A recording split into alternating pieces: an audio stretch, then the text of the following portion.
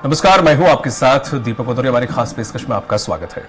परीक्षा वो शब्द है जिस शब्द से हर किसी इंसान को डर लगता है, लेकिन वास्ता जरूर पड़ता है। परीक्षा शब्द सुनते ही हर किसी के रोंगटे खड़े हो जाते हैं। वैसे तो हर कोई इम्तिहान से गुजरा है, वहीं हर परीक्षार्थी की कॉमन बात यह है कि कई बार परीक्षा में हम वो आंसर भी भूल जाते हैं जो कि अमूमन हमें बहुत अच्छे से याद था। और इसका सीधा मतलब है कि परीक्षा का जो हुआ है वो हम अपने अंदर बिठा लेते हैं। कैसे परीक्षा का प्रेशर कम करें और कैसे सवालों को याद करें, ये तमाम तरह के टिप्स हम आपको आज देने जा रहे हैं। पहले ये रिपोर्ट देखिए, उसके बाद इस पर खास चर्चा करेंगे। खुद में खो जाएंगे, एग्जाम से बाहर निकल जाएंगे और फिर जब आपके हाथ में क्वेश्चन पेपर आएगा तो आप कंफर्ट होंगे। वरना क्या होता है, वो आया कि नहीं, वो देखा कि नहीं, वो कैसा है, पढ़ा नहीं, टीचर कहां दिखता है, सीसीटीवी कैमरा है। अरे आपका क्या काम है जी, सीसीटीवी कैमरा किसी भी कोने पर पड़ा है, तेरा क्या ले रहा है जी। हम इन्हीं चीजों में लटके रहते हैं जी, और वही बिना कारण हमारी शक्ति समय वेस्ट करता है। हमने खुद में ही खोए रहना चाहिए। और जैसा ही क्वेश्चन पेपर आ जाए तो कभी कभी तो आपने देखा होगा कि अगर आप फर्स्ट बेंच पर आपका नंबर आया है, लेकिन क्वेश्चन पेपर वो पीछे से बांटना शुरू करता है तो आपका दिमाग फटकता है। बीते दिनों दिल्ली के ITO स्थित भारत मंडपम में परीक्षा पे चर्चा 2024 कार्यक्रम का आयोजन हुआ। बता दें कि इस कार्यक्रम का आयोजन शिक्षा मंत्रालय के स्कूल व साक्षरता विभाग की ओर से किया जाता है।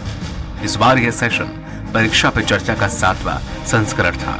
इस कार्यक्रम में छात्रों के अलावा शिक्षक और अभिभावक भी मौजूद थे। इस दौरान पीएम नरेंद्र मोदी ने स्टूडेंट्स को परीक्षा की तैयारी के लिए कई सारे टिप्स भी दिए। छात्र की लाइफ में सबसे ज्यादा जरूरी पड़ाव शिक्षा होती है, जो उसके पूरे जीवन को दिशा देती है कि छात्र का भविष्य कैसा होगा और वह अपने जीवन में क्या क्या हासिल कर पाएगा। शिक्षा के दौरान भी सबसे ज्यादा जरूरी 10वीं और 12वीं की बोर्ड परीक्षा होती है, लेकिन लगभग सभी छात्रों को अपने बोर्ड एग्जाम से डर लगता है कि तैयारी कैसे करें और परीक्षा के लिए क्या रणनीतियां बनाएं।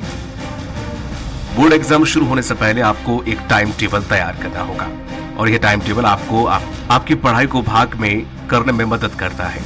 अगर आप टाइम टेबल बनाते हैं तो उसके हिसाब से पढ़ाई करते हैं तो आप मात्र 8 घंटे में अपने सारे सब्जेक्ट को कवर कर सकते हैं। साथ ही आपको रिवीजन करने में भी दिक्कत नहीं आएगी। टाइम टेबल से आपका टाइम मैनेजमेंट भी सही होगा। इस टाइम टेबल में आप प्रायोरिटी लिस्ट भी बना सकते हैं। आपकी तैयारी पूरी होने के बाद परीक्षा में शानदार नंबर लाने के लिए पिछले साल के परीक्षा के प्रश्न पत्र आपकी मदद कर सकते हैं, क्योंकि पिछले वर्ष के परीक्षा के प्रश्न पत्र आपको आने वाले प्रश्न पत्र का आकलन करने में मदद कर सकते हैं। अगर आप पिछले साल की परीक्षा के प्रश्न पत्र में पूछे गए सवाल से उस टॉपिक के आपके सभी परीक्षा में आने का अनुमान लगा सकते हैं। यह हमेशा से ही सिद्धांत है कि हम किसी भी चीज को देखकर उसे ज्यादा अच्छे से याद रखते हैं, इसलिए हमेशा पढ़ाई करते समय साइंस का इस्तेमाल करें।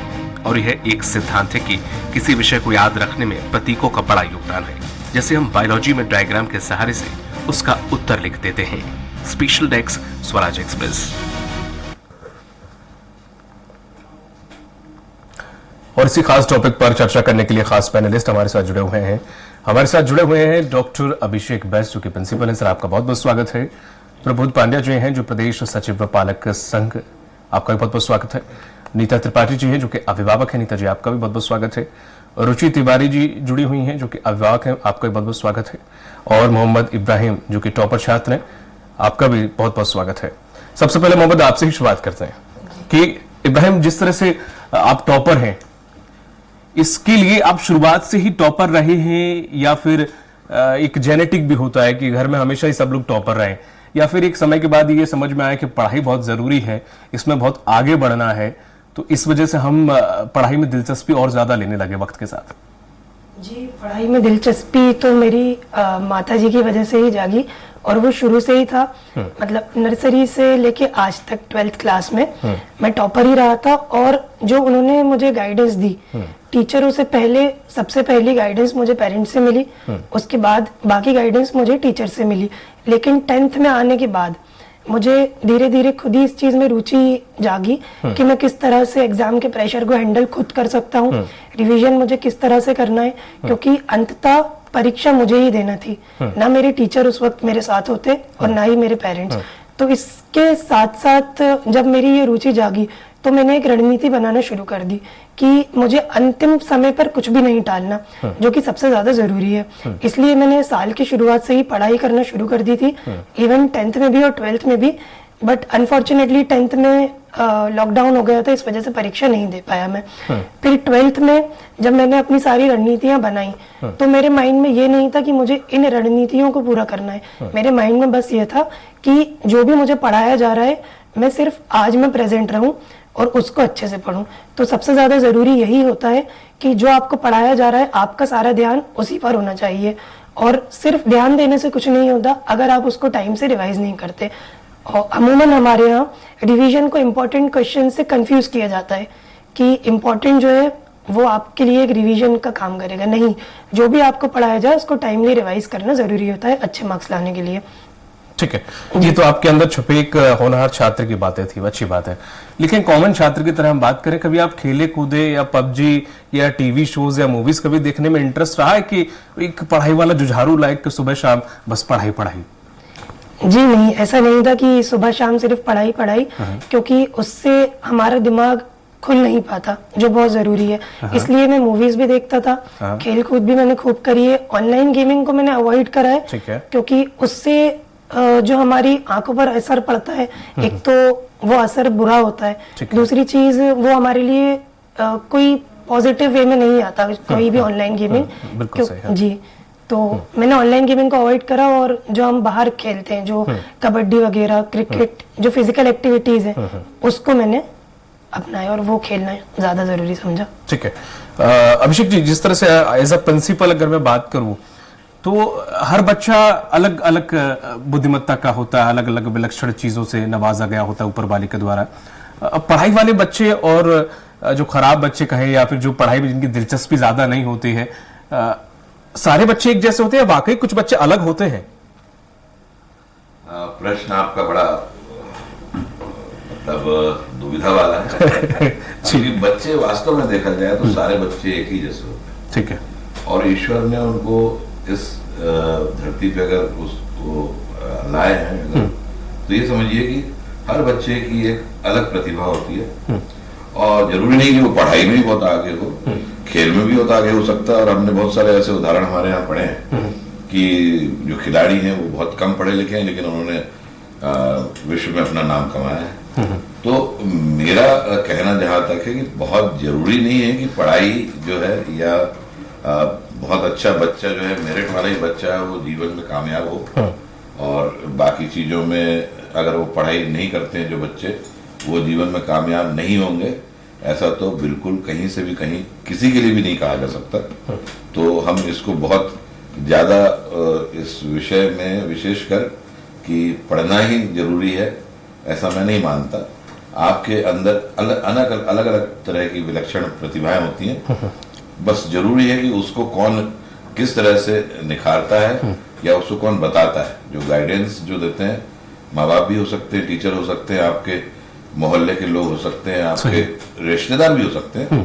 तो उस फील्ड में अगर उस बच्चे को बढ़ाया जाए तो मेरे ख्याल से उस बच्चे के लिए बहुत अच्छा होगा, और वो हमारे, सही बात है, हमारे देश का नाम कहीं ना कहीं वो रोशन करेगा, ऐसा मुझे लगता है। ठीक है नीतू जी, हम जब छोटे थे तो मम्मी पापा या बाकी वो कहते थे कि पढ़ोगे लिखोगे बनोगे नवाब, खेलोगे कूदोगे बनोगे खराब। तो क्या आज के माता पिता, आज के पेरेंट्स भी यही बात सोचते हैं, यही मेंटेलिटी रखते हैं? नहीं, आज के माँ बाप तो नहीं सोचते कि क्या, ऑलमोस्ट जहाँ तक मैं देखती हूँ आज के माँ बाप ये कि पढ़ाई करो, टॉपर बनो, उससे आगे निकलो, ये करो। लेकिन ये सोचना चाहिए, 50% ही है जो सोचते हैं, 50% नहीं सोचते हैं।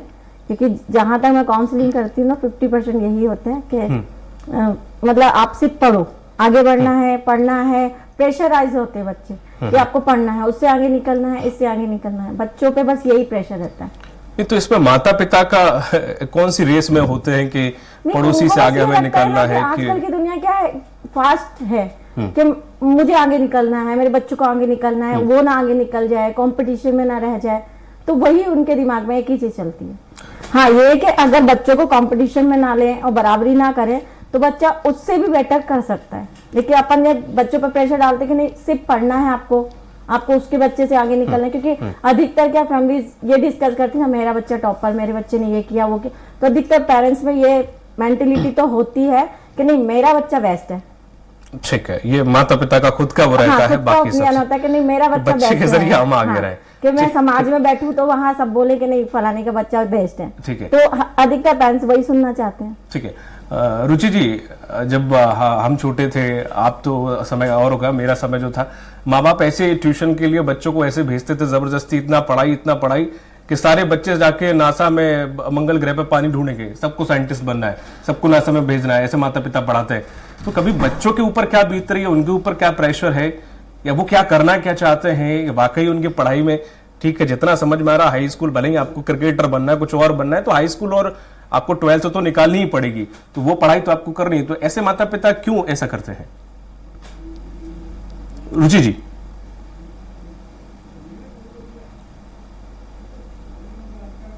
पाएंगे, लेकिन ऐसा प्रेशर आजकल माँ बाप ज्यादा देने लगे क्योंकि कंपटीशन का जमाना है। तो कंपटीशन के कारण एक रेस सी बन गई है कि नहीं हमको मेरे बच्चे को आगे बढ़ना है, ये पैकेज वाली बातें होने लगी कि इतना पैकेज आना चाहिए, इतना होना चाहिए। तो ये सब चीजें हैं कि कंपटीशन के कारण माँ बाप प्रेशर डालते हैं बच्चों पे। ठीक है। प्रभु जी, जिस तरह से माता पिता की क्या मजबूरियां रहती हैं, वो किस दौर से गुजरते हैं जब एग्जाम टाइम बच्चों पे आता है।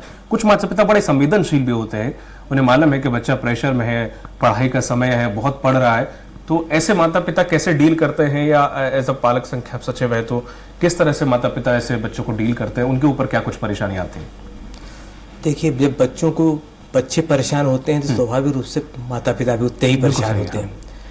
और हमारा तो ये सोचना है कि जब बच्चों को जब एग्ज़ाम हो या पूरा सत्र ही हो तो बच्चों और पेरेंट्स की जो ट्यूनिंग है वो हमेशा बनी रहनी चाहिए, क्योंकि ताकि बच्चे जो है अपनी समस्याओं को, अपनी परेशानियों को वो आपस में शेयर कर सकें।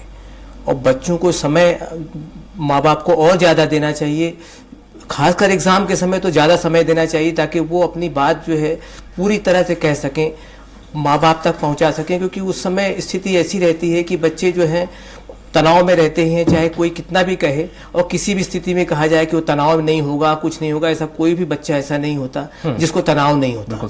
तनाव सबको होता है, चाहे हम लोग थे चाहे आज के बच्चे हों, दोनों में कोई अंतर नहीं है, तनाव सबको होता है। और मेरे को लगता है कि आज के समय में तनाव और बढ़ गया है, क्योंकि आप जैसे बताया कंपटीशन का जमाना है। आज सबको लगता है कि हमारे बच्चे आगे बढ़े, बच्चे खुद चाहते हैं कि मैं आगे बढ़ूं, मतलब माँ बाप नहीं। अब तो 10th के बाद बच्चे इतने जागरूक हो चुके होते हैं कि उनको ये मालूम होता है कि मुझे क्या पढ़ना है, क्या करना है, आगे कहाँ जाना है, ये तो वो 9-10 से ही तय कर लेते हैं। हमारे जमाने में तो शायद कॉलेज तक भी तय नहीं कर पाते थे, लेकिन अब तो बच्चे जो हैं उस 9-10 के समय ही तय कर लेते हैं। तो जब उनको तय कर लेते हैं तो हमको उनका सहारा बनना पड़ता है।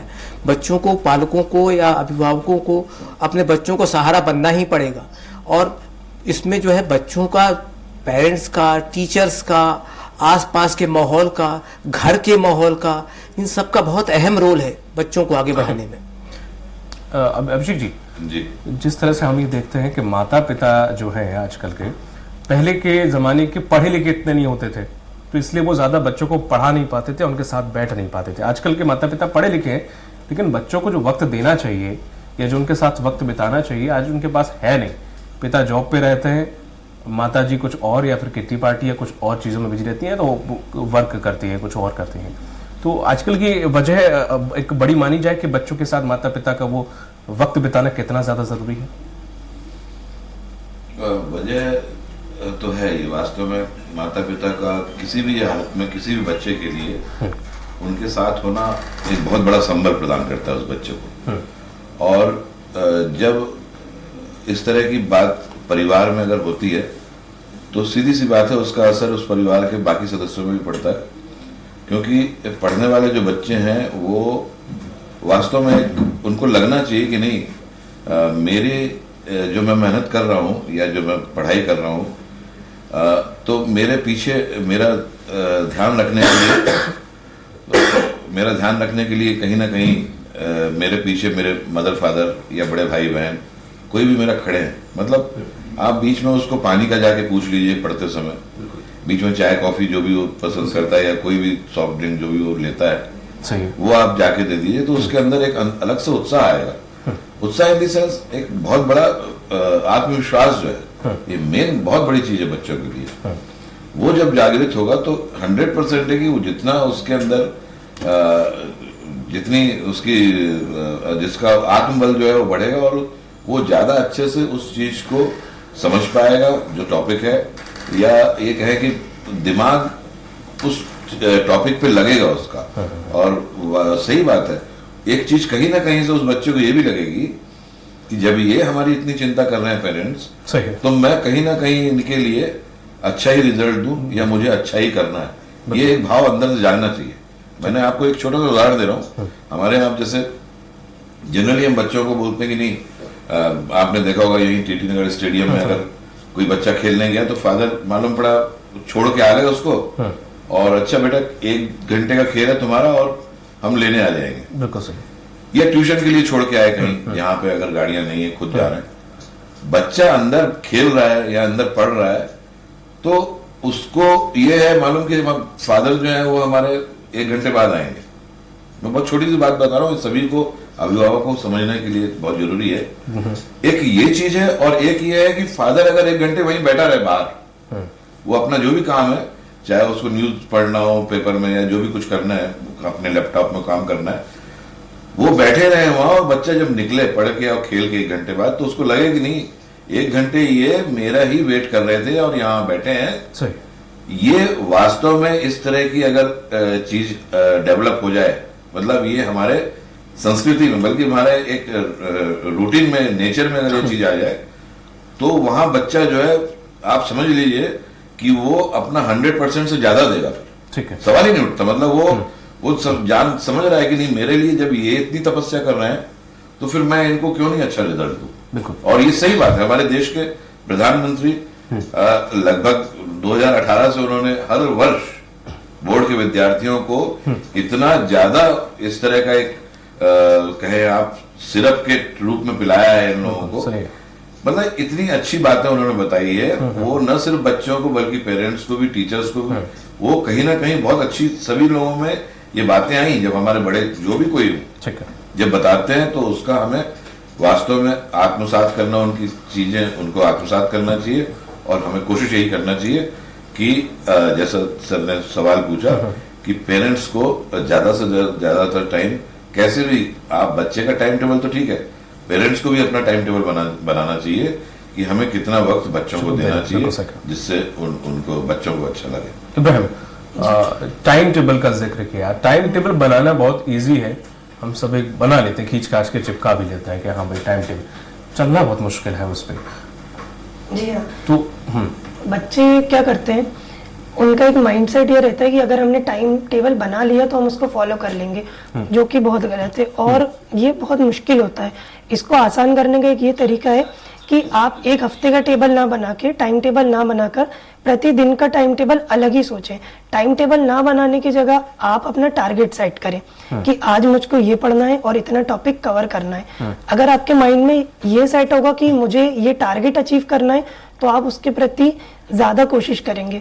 और अगर आपने ये सोचा कि मुझे इतने घंटे पढ़ना है, तो आपके एक नेगेटिव माइंडसेट आ जाएगा कि यार इतना ज्यादा पढ़ना है, इतने घंटे मुझे देना है, पढ़ाई को इतना समय देना है। अगर आप समय के बारे में ना सोचें और एक टारगेट को सेट कर लें कि नहीं मुझे ये अचीव करना है, तो वो ज्यादा आसानी से हो जाता है। तो मेरा मानना ये है कि परीक्षा के समय 3 साह हमें बहुत ज्यादा काम आते हैं। एक है स्वास्थ्य, और एक है स्वार्थ, और एक है सकारात्मकता। परीक्षा के समय स्वार्थी होना, थोड़ा सा हमें स्वार्थी होना जरूरी हो जाता है कि आप अपना समय सिर्फ पढ़ाई को दें। स्वास्थ्य के लिए तो आप सभी जानते हैं कि बच्चे, आजकल के बच्चे बाहर का खाना ज्यादा पसंद करते हैं, तो वो अवॉइड करें कि परीक्षा कि आप बाहर निकले परीक्षा देके, या आप कहीं घर से बाहर निकले तो अपने दोस्तों के साथ जाते हैं बाहर खाना, वो सब सिर्फ परीक्षा के टाइम तो अवॉइड करना बहुत जरूरी है। और सकारात्मकता कैसे आएगी कि अगर आपको कहीं भी नेगेटिव फील हो रहा है कि मुझे ये चीज नहीं आती, तो आप अपने टीचर्स और पेरेंट्स से डिस्कस करें।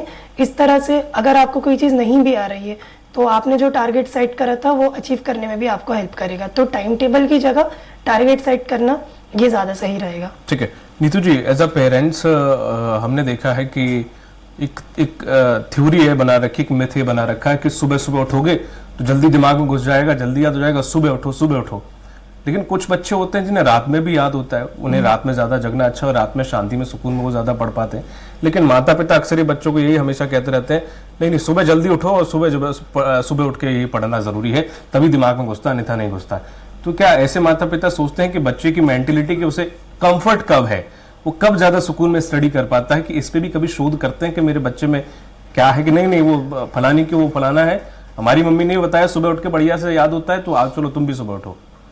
नहीं, पेरेंट्स तो सोचते तो ऐसे ही हैं, क्योंकि बचपन से यही सीखा है कि सुबह मतलब फ्रेश दिमाग रहता है तो आप पढ़ेंगे तो जल्दी याद होगा। देखिए ऐसा नहीं है, बच्चे की कैपेसिटी के अकॉर्डिंग आपको उसके अनुसार चलना चाहिए कि बच्चा कब कंफर्ट है। अब बच्चा कभी कभी शाम को भी होता है, कभी दोपहर में भी होता है, कभी रात में भी होता है। अधिकतर ऑलमोस्ट बच्चे वैसे रात में ही पढ़ते हैं, तो पेरेंट्स को उनके अकॉर्डिंग करना चाहिए कि आप अभी कंफर्ट हो तो अभी पढ़ो, और सुबह फिर उसको जल्दी ना उठाया जाए कि वो रिलैक्स भी हो जाए, और उसके अकॉर्डिंग वो चलेगा तो डेफिनेटली वो आगे ही बढ़ेगा। क्योंकि पेरेंट्स को बच्चों के अकॉर्डिंग, क्योंकि कैपेसिटी हर बच्चे की अलग होती है, सोचना अलग होता है, ये चीजें होती है। ठीक है रुचि जी, जिस तरह से हमने देखा है कि बच्चा हुआ खेलता हुआ हम पकड़ के ले आते हैं, चलो पढ़ाई करो बैठ के, लेकिन माता पिता अब ऐसा करते भी हैं कि बहुत पढ़ लिए चलो खेल के आते हैं, या चलो खेलते हैं कुछ, या फिर आज भी वही रीत है, वही रिवाज है कि भले ही खेल रहा हो चलो पढ़ो बैठ के,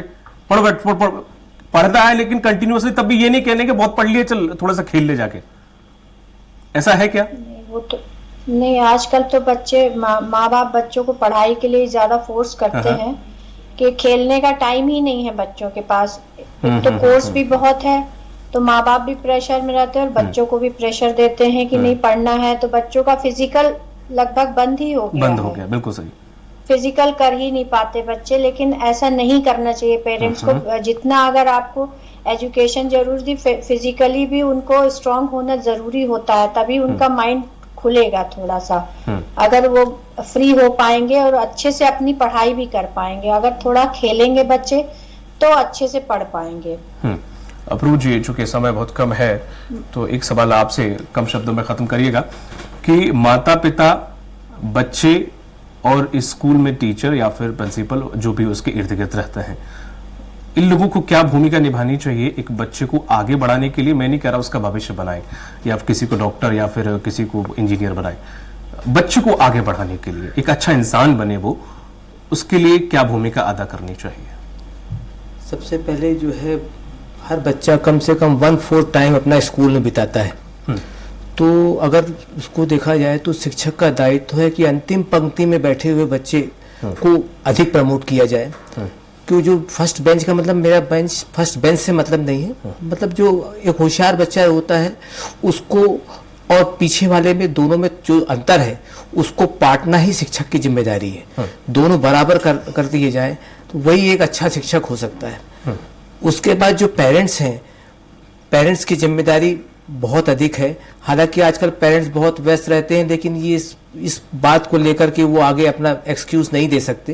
बिल्कुल सही, क्योंकि उनको तो आखिर बच्चे तो उन्हीं के हैं, तो उनको जिम्मेदारी पूरी है। उनको बच्चों के खाने पीने, रहने, सोने, बोलने, चालने, हर चीज पर जो है नजर भी रखना है और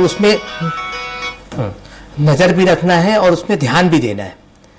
क्योंकि जब तक आप इस माँ बाप अपनी जिम्मेदारी नहीं निभाएंगे तो वो बच्चा अपने आप में विश्वास उसमें नहीं विकसित होगा। जब तक बच्चे में विश्वास विकसित नहीं होगा, आप कोई भी काम करें वो सफल नहीं हो सकता। बच्चों को सभी चीज़ों के आपको मौका देना चाहिए, खेलने का हो, गाने का भी हो, म्यूजिक का शौक है तो म्यूजिक का भी शौक होना चाहिए, उसमें कोई बुराई नहीं है। चलिए, चूंकि समय समाप्त हो चुका है, इसलिए अभिषेक जी आपका, प्रभु जी आपका, रुचि जी आपका, नीतू जी आपका और इब्राहिम आपका भी, सभी लोगों का बहुत बहुत शुक्रिया इस चर्चा में शामिल होने के लिए। जिस तरह से एग्जाम नज़दीक है और ऐसे में बच्चों पर प्रेशर बहुत है, तो आपका बच्चा है, किसी और का बच्चा नहीं है। As a parents, as a teacher, as a friend, जिस भूमिका में आप उस बच्चे के जीवन में शामिल है, उसको आगे बढ़ाने के लिए, उसके जीवन को प्रोत्साहन करने के लिए उसे हेल्प करें। इस बुलेटिन में इतना ही, दीजिए इजाजत, नमस्कार।